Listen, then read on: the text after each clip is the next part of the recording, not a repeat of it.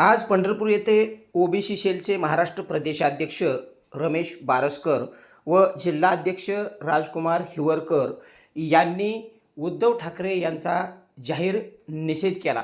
तसेच महाराष्ट्र सरकारने लाडकी बहीण योजना ही सुरू केली, त्यामध्ये एकनाथजी शिंदे यांचा सिंहाचा वाटा असून आपल्या लाडक्या बहिणीसाठी 50% सवलतीच्या दरामध्ये शिलाई मशीन देण्याचे सुरू असून 10,000 मशीन देण्याचे उद्दिष्ट पूर्ण झाले असल्याचे जिल्हाध्यक्ष राजकुमार हिवरकर यांनी सांगितले।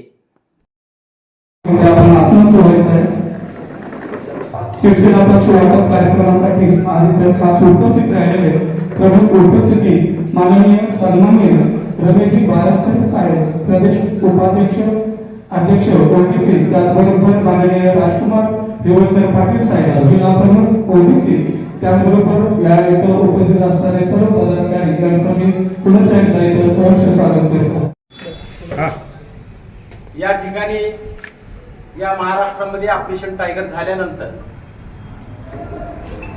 उद्धव ठाकरे यांना जाग आली आणि या महाराष्ट्रात फिरत असताना त्यांना स्वप्न पडलं की देवेंद्र फडणवीस साहेबांना पंतप्रधान होत असताना एकनाथ शिंदे साहेब यांचा विरोध आहे, अशा पद्धतीचं त्यांना स्वप्न पडलेलं आहे। 2019 मध्ये जर आपण देवेंद्र फडणवीस यांना पंतप्रधान मुख्यमंत्री होऊ दिला असतं तर शिवसेना ही फुटली नसती, एकसंघ राहिली असती।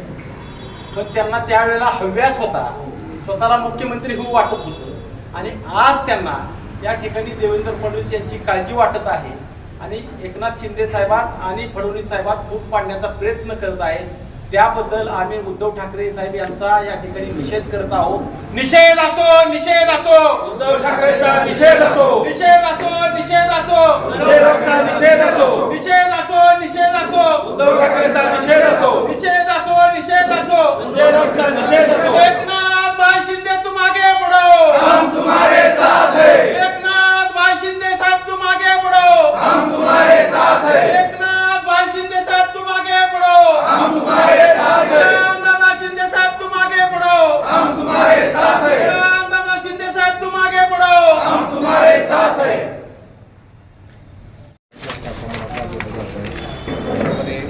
टप्प्यात ऑपरेशन टायगर अजून होणार आहे। साधारण मोठ्या प्रमाणावर ओबीसी नेते सुद्धा येतात। आपण ओबीसीचे नेतृत्व कसा ओबीसीचा प्रवाह एकनाथ शिंदे या ठिकाणी या महाराष्ट्रामध्ये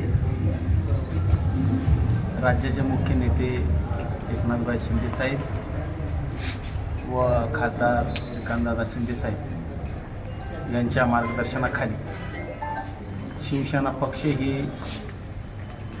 उत्तर या ठिकाणी प्रगती करत असताना आपल्याला या महाराष्ट्रानं उभं पाहिलेलं आहे।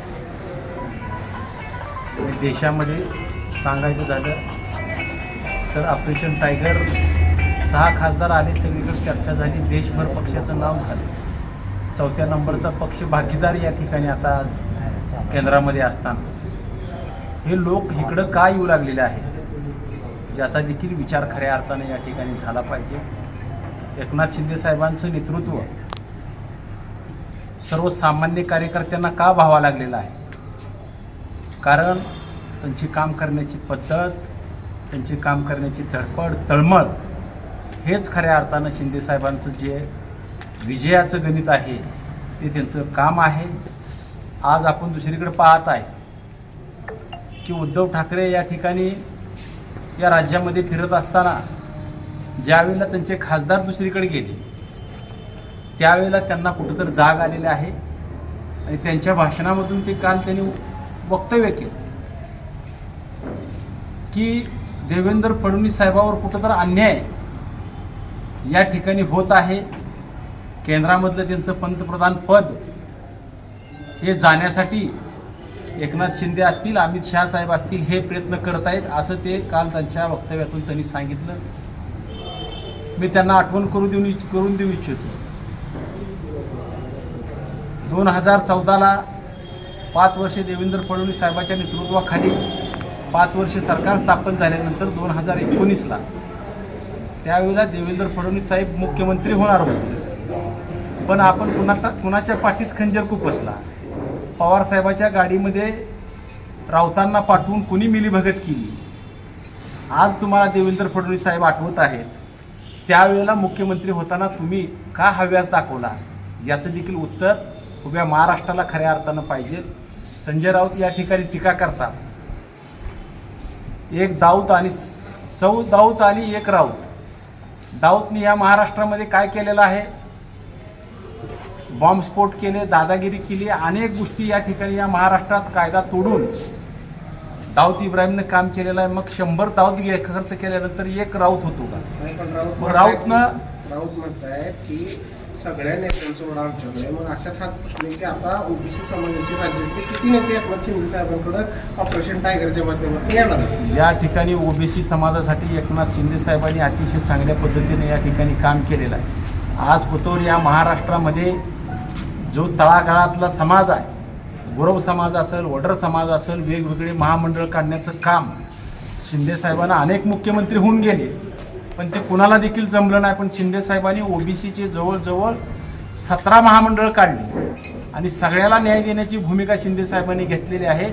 त्यामुळं येणाऱ्या भविष्य काळामध्ये ओबीसीचा वडा सगळा शिंदे साहेबाकडे असेल याबद्दल तीळ मात्र शंका नाही. आता नुकताच एक नसरापूरच्या प्रकरणाचा निकाल दिला आहे न्यायालयाने आणि मृत्यूदंड दिला आहे. या लगेच न्याय झाला अशी भावना आहे, काय वाटतं तुम्ही? त्याबद्दल माहिती घेऊन मी या ठिकाणी बोलतो, मला त्याबद्दल माहिती.